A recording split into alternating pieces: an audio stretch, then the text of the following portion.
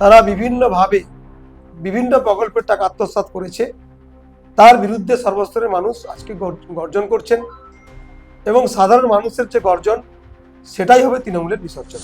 যে মমতা ব্যানার্জি শুধু fish fry খেয়েছে, 15 বছর ধরে অনেক ফিস ফ্রাই খেয়েছে, লন্ডনে পিছন দিকে হেঁটেছে আর বাংলাটাকে পিছন দিকে নিয়ে গেছে। বড় বড় কথা বলেছিল, ডবল ডবল শিক্ষা হবে, ডবল ডবল শিল্প হবে, ডবল ডবল চাকরি হবে, আর ডবল ডবলই হয়েছে। পিসি আর ভাই ডবল হয়েছে, 1 আর 2। এর যে উন্নয়ন করেছে সেটা পৃথিবীতে গ্রিনিস বুকে নাম উঠে গেছে যে পিসি ভাইপুর উন্নয়নটা হয়েছে। এই প্রতারকের মনোনয়নপত্র বাতিল করা হোক। এই প্রতারক কখনো জনগণের সেবা করতে পারে না। 1 নয় 5 6 যন্ত্রণা আগে পেয়েছেন আর নন্দীগ্রামে, আর এবারে ভবানীপুরে 20,000-এরও বেশি ভোটে হারার পরে ওনার ভালোবাসাটা পুরোপুরি পূর্ণ হবে। মেদিনীপুরের মিষ্টি জলের মাছ পাঠাবো, মাছ পাঠিয়ে ওনাকে কালীঘাটে সেই মাছ উনি রান্না করে ভালোভাবে সুখে শান্তি বসবাস করবেন। প্রাক্তন মুখ্যমন্ত্রী হয়ে আগামীতে থাকবেন। আর হরিশ চ্যাটার্জি স্ট্রিটে যে কোটি কোটি টাকার অ্যাক্সিলেটার লাগানো যে ভাইপোর যে ঘরটা আছে, সেই ঘরটাকে আমরা বৃদ্ধাশ্রম করবো। নির্বাচনে হাতে গোনা আর মাত্র কয়েকটা দিন বাকি। সমস্ত রাজনৈতিক দলের প্রার্থীরাই কিন্তু প্রচারে নেমে পড়েছেন, আর সেই প্রচারের এক ফাঁকে আমরা সাথে পেয়ে গেছি হাই ভোল্টেজ মেদিনীপুর বিধানসভা কেন্দ্রের বিজেপি মনোনীত প্রার্থী ডক্টর শঙ্কর বুচ্ছাইদকে। নমস্কার দাদা, সময় 365 পর্দায় স্বাগত। নমস্কার। নমস্কার সবাইকে। আচ্ছা, প্রথমেই বলবো যে দল যে আপনার উপর ভরসা দেখিয়েছে, এতে কতটা আনন্দ এবং কতটা আপ্লুত? আমি প্রথম দিনই বলেছি যে একজন সাধারণ কৃষক বাড়ির ছেলে, সাধারণ কার্যকর্তা এবং একেবারে গ্রাসরুট লেভেল থেকে উঠে আসা একজন সাধারণ কার্যকর্তাকে যে টিকিট দেওয়া যায় সেটা বিজেপি করে দেখিয়েছে। এবং শিক্ষক আমি, এবং প্রথম দিন আমি বলেছি যে এটা প্রার্থী শঙ্কর বুচ্ছাইদ নয়, প্রার্থী হচ্ছে 304টি বুথের সেই সমস্ত কার্যকর্তা যারা তিল তিল করে বিজেপিকে তৈরি করেছে মেদিনীপুরে, এবং যারা মিথ্যা কেস খেয়ে অনেক নির্যাতন লাঞ্ছনা সহ্য করে তারা বিজেপির ঝান্ডাটাকে আগলে রেখে গ্রামে গঞ্জে অঞ্চলে ওয়ার্ডে বিজেপির শক্তি বৃদ্ধি করে আজকে ক্ষমতার দোরগোড়ায় নিয়ে এসছে, তারাই হচ্ছে বিজেপির প্রার্থী। আচ্ছা, প্রচার তো জোর কদমে চলছে, এখানে প্রস্তুতি কতটা হয়েছে? আমাদের থেকেও বেশি প্রস্তুতি মেদিনীপুরের আপামর জনগণ নিয়েছে। আজকে সমস্ত শ্রেণীর মানুষ রাস্তায় নেমেছে এই পরিবর্তন করার জন্য।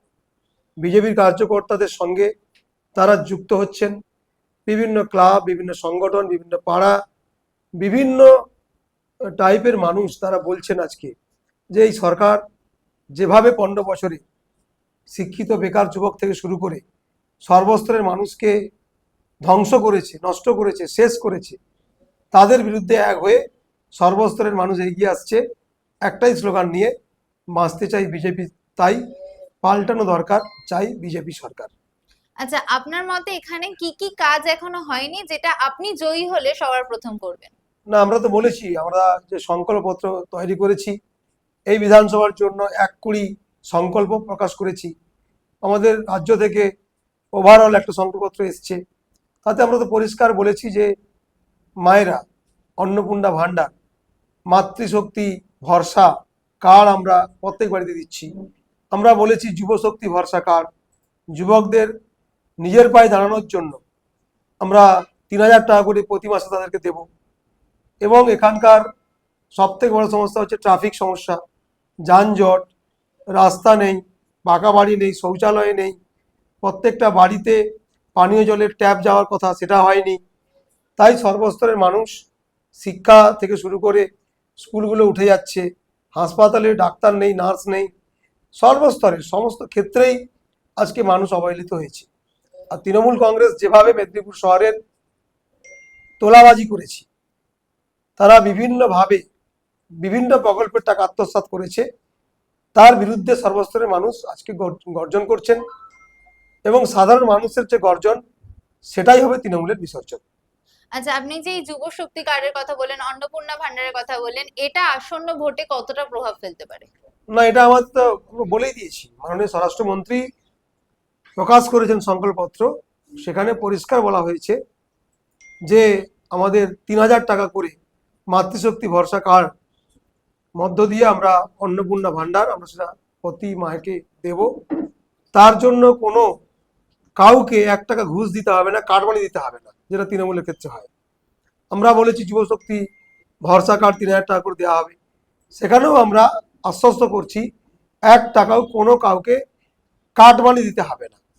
তাছাড়াও প্রচুর প্রকল্পের আমরা ঘোষণা করেছি, যেমন মেদিনীপুরে আমাদের নদী ভাঙন একটা বড় সমস্যা, মেদিনীপুর সদর ব্লকে, সেটা স্থায়ী আমরা নির্মাণ করব। এখানে তাঁতিগাড়ি আন্ডারপাস, এটা দীর্ঘদিনের বড় সমস্যা, সেটা আমরা রেলওয়ে ডিপার্টমেন্টকে সঙ্গে নিয়ে সেটা দ্রুত সমাধান করব। তারপরে বিড়লা যে মিল আছে, সেই বিড়লা মিল আমাদের তাঁতিগাড়িতে আছে, সেখানে হাজার হাজার শ্রমিকরা তারা আজকে দিশেহারা, তারা আজকে কাজ পাচ্ছে না, তারা ডিপ্রাইভ। তাদেরকে আমরা আশ্বস্ত করেছি যে মমতা ব্যানার্জি শুধু ফিস ফ্রাই খেয়েছে, 15 বছর ধরে অনেক ফিস ফ্রাই খেয়েছে, লন্ডনে পিছন দিকে হেঁটেছে আর বাংলাটাকে পিছন দিকে নিয়ে গেছে। তাই এই পিছন দিকে হাঁটা আর বাংলাকে পিছিয়ে দেওয়ার যে চক্রান্ত, দীঘাতে ফিস ফ্রাই খাওয়া, তাই এই চক্রান্তের বিরুদ্ধে একটাও শিল্প তো আসেনি। আপনি মমতা বন্দ্যোপাধ্যায়কে দেখান যে এই 15 বছরে কোনো শিল্প উদ্ঘাটন করছে আর তার ফিতা কেটেছে, কিচ্ছু করেনি। তাই যে বড় বড় কথা বলেছিল, ডবল ডবল শিক্ষা হবে, ডবল ডবল শিল্প হবে, ডবল ডবল চাকরি হবে, আর ডবল ডবলই হয়েছে। পিসি আর ভাইপো ডবল হয়েছে, 1 আর 2। সেই জন্য ওদের যে উন্নয়ন করেছে সেটা পৃথিবীতে গ্রিনিস বুকে নাম উঠে গেছে যে পিসি ভাইপোর উন্নয়নটা হয়েছে। সেই জন্য সর্বস্তরের মানুষ বলছে যে এবারে পরিবর্তন দরকার। পরিবর্তন না এলে 26,000 শিক্ষক যারা নির্যাতনের শিকার হয়েছে, তারা অনেকে আত্মহত্যার পথ বেছে নিয়েছে, শিক্ষিত বেকারদের শেষ করে দিয়েছে সর্বস্তরে, কোথায় বলবো না। তাই সর্বস্তরের মানুষ আজকে এগিয়ে এসে একটাই স্লোগান দিচ্ছে, এবারে বাংলায় পরিবর্তন দরকার। আচ্ছা, আপনার যে বিপক্ষ প্রার্থী রয়েছে তার মনোনয়ন বাতিলের একটা দাবি উঠছে, এই বিষয়টা নিয়ে কি বলবেন? এটা প্রতারণা করেছে। আমরা প্রেস কনফারেন্স করে সমস্ত তথ্য ডকুমেন্টস দিয়ে কমিশনকে জানিয়েছি, ইমেল মারফত জানিয়েছি, হার্ড কপি ডিওকে দিয়ে এসেছি, এবং সেখানে পরিষ্কার বলা হয়েছে আইটি মল। এই আইটি মল হচ্ছে ওনার সংস্থার নাম, যেখানে ইলেকট্রনিক গুডস, কম্পিউটার হতে পারে, বিভিন্ন সফটওয়্যার, হার্ডওয়্যার, সিসিটিভি ক্যামেরা, সমস্ত কিছু ব্যবসা, কোটি কোটি টাকা ট্রানজাকশন। এবং আমার কাছে তথ্য আছে, সেই তথ্য আমি জানিয়েছি কমিশনকে, যে পুরোপুরি তথ্য গোপন করে কমিশনকে বুড়ো আঙুল দেখিয়ে, নির্বাচন কমিশনকে পুরোপুরি প্রতারণা করে, মেদিনীপুরবাসীর সঙ্গে প্রতারণা করে তিনি লাভজনক ব্যবসা থেকে যে কোটি কোটি টাকা ইনকাম করেছেন, টেন্ডার দুর্নীতি আমরা বারবার বলতাম, সেই টেন্ডারকেও বুড়ো আঙুল দেখিয়ে শুধু এই জেলায় নয় বা এই মেদিনীপুরে নয়, ঝাড়গ্রাম, ঘাটাল, মেদিনীপুর, আপনার বিষ্ণুপুর, বাঁকুড়া, পুরুলিয়া পর্যন্ত এই ব্যবসা রমরমিয়ে চলছে এবং সেটা গোপন করা হয়েছে। আমরা কমিশনকে বলেছি যে ইমিডিয়েট পদক্ষেপ নিন। আমি আজকেই মহামান্য হাইকোর্টের লয়ারদের সঙ্গে কথা বলবো। অলরেডি আমি সমস্ত ডকুমেন্টস পাঠিয়ে দিয়েছি এলওপিকে। মাননীয় শুভেন্দু অধিকারী আজকে আসছেন, তার সঙ্গে আমি আলাদা করে কথা বলবো, হাইকোর্টের দ্বারস্থ হব এবং হাইকোর্টের দ্বারস্থ হয়ে আমি দাবি জানাবো অবিলম্বে এই প্রতারকের মনোনয়নপত্র বাতিল করা হোক। এই প্রতারক কখনো জনগণের সেবা করতে পারে না। যে জনগণকে ঠকায়, বিশ্বাসঘাতকতা করে, কমিশনকে ভুল তথ্য দেয়, তার ভোটে লড়ার কোনো নৈতিকতা, কোনো যৌক্তিকতা, কোনো অধিকার নেই বলে আমি মনে করছি। আচ্ছা, আপনি যে শুভেন্দু অধিকারীর কথা বললেন, সেই শুভেন্দু অধিকারী কিছুদিন আগে বক্তব্য রাখতে গিয়ে বলেছিলেন যে সেকুলারিজম নিপাত যাক, আর এই বক্তব্যের প্রেক্ষিতেই তার প্রার্থী পদ বাতিলের জন্য কলকাতা হাইকোর্টে মামলা করা হয়েছে, এ নিয়ে কি বলবেন? না, সেটা তো মেদিনীপুরের সঙ্গে সামঞ্জস্য না, সেটা স্টেট লিডাররা বলবেন। একটা কমিশনের গাইডলাইন বা ইসিআই গাইডলাইনটা প্রত্যেকের জানা উচিত, যে কখন এই নমিনেশন বাতিল হয়, কখন তার মনোনয়ন বাতিল হয়, এগুলো জানা উচিত। তাই যারা এই কথা বলছেন তারা এই গাইডলাইনটা জানেন না। তা আমি বলছি কমিশনের গাইডলাইনটা ভালো করে পড়ুন। ইসিআই গাইডলাইন পড়লে আপনি বুঝতে পারবেন যে আমি যে অভিযোগটা করেছি উইথ ডকুমেন্টস, মেদিনীপুর কলেজকে একই টেন্ডার, একই মেমো নাম্বার দিয়ে, একই ডেটে 7বার ট্রানজাকশন হয়েছে, কখনো 8 লাখ, কখনো 4 লাখ, কখনো 3 লাখ, কখনো 11 লক্ষ টাকা, আমি সব তথ্য দিয়েছি।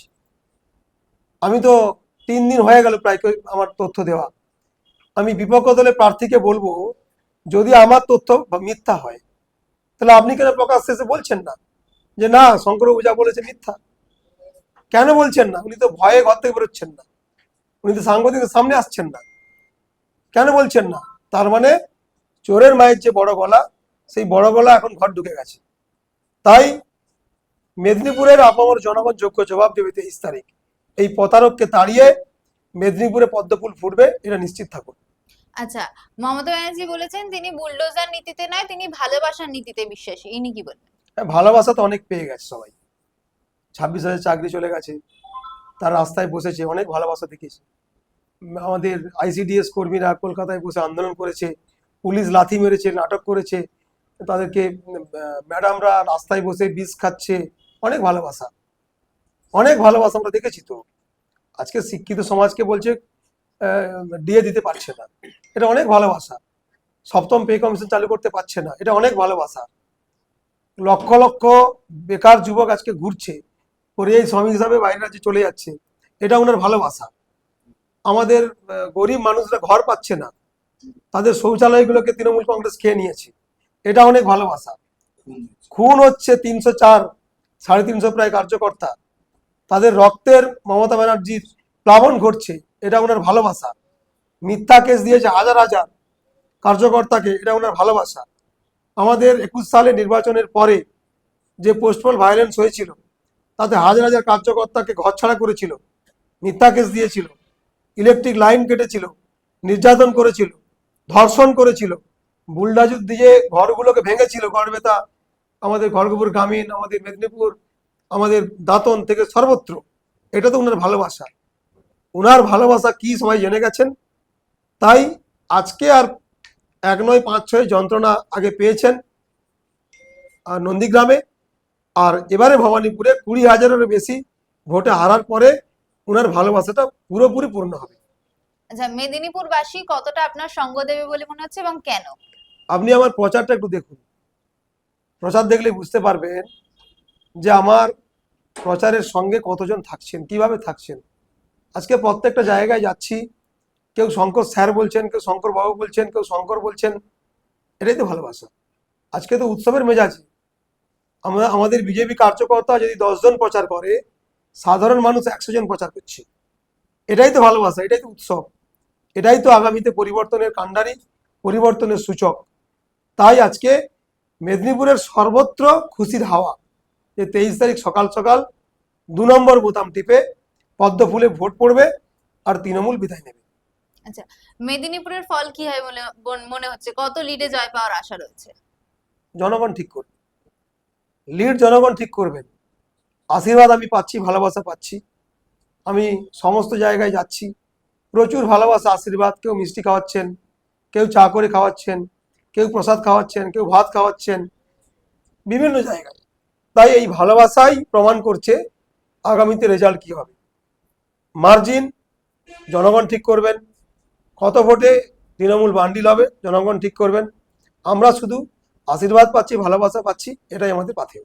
আমার শেষ প্রশ্ন আজকের মতো, রাজ্যের ফল কি হবে বলে মনে হচ্ছে? পরিবর্তন হবে না প্রত্যাবর্তন হবে, এবং যদি পরিবর্তন হয় সেটা কত আসনে হবে? আসন সংখ্যা এই মুহূর্তে আমরা বলবো না, সেটা আমাদের যারা সেন্ট্রাল লিডার, স্টেট লিডার, তারা বলবেন।